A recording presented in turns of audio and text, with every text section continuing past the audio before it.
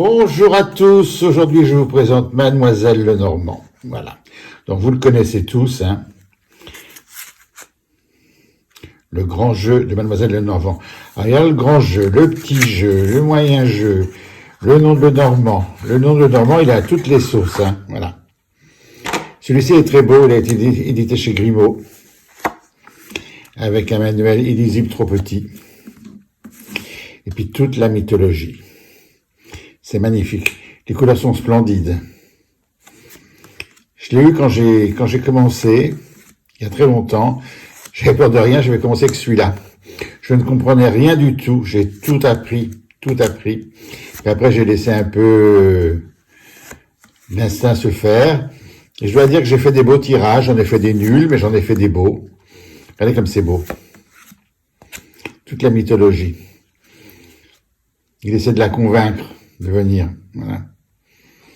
Il va battre le mal, il va la défendre parce qu'il a la force pour l'aider dans son couple. C'est très intéressant à interpréter. Voilà. Il y a la roue, il y a les astres, les cartes traditionnelles, la mythologie qu'il faut interpréter. C'est magnifique.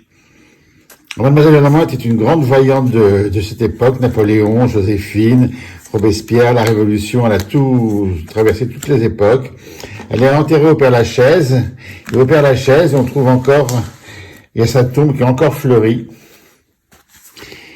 où les voyants débutants, même les anciennes, les vieilles voyantes, viennent déposer sur la tombe un jeu de cartes pour que Mademoiselle Lenormand les aide, voilà.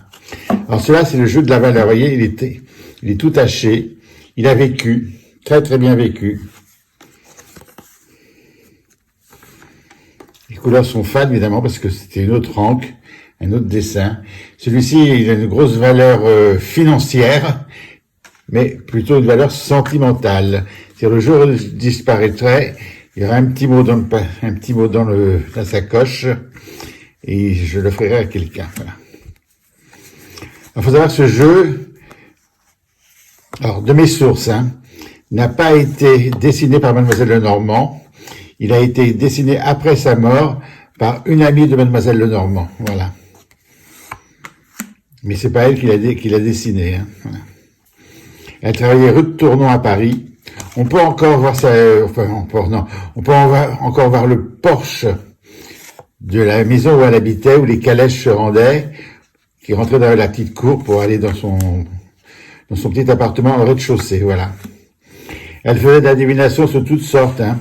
Elle prenait des poules qu'elle affamait et elle jetait des graines, et en fonction que la poule mangeait une graine ou deux graines ou trois graines, ce qui était léger pour la poule qui crevait de faim, elle interprétait, elle faisait les as. C'est une femme avant-garde qui a créé la première revue féminine. Aujourd'hui, on pourrait la comparer à Elle Magazine ou à Marie-Claire, Marie-France.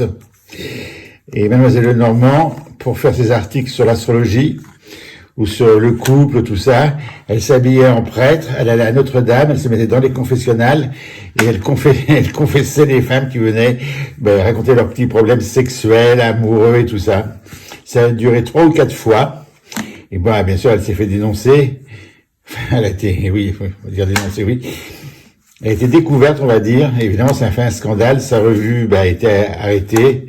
Voilà. Un personnage, on pourrait s'il y a une actrice aujourd'hui, je pense que Béatrice Dalle, dans ce côté un peu provoquant, Mademoiselle Lenormand pouvait lui ressembler. Voilà. J'adore Béatrice Dalle, hein, c'est simplement pour faire la comparaison. Voilà. Donc c'est court, c'est précis, mais je voulais simplement vous le montrer. Voilà. Mademoiselle Lenormand. Donc vous pouvez demain créer un jeu de cartes, si vous le désirez. Et Lenormand est dans le domaine public. Voilà, merci beaucoup et je vous dis à très bientôt.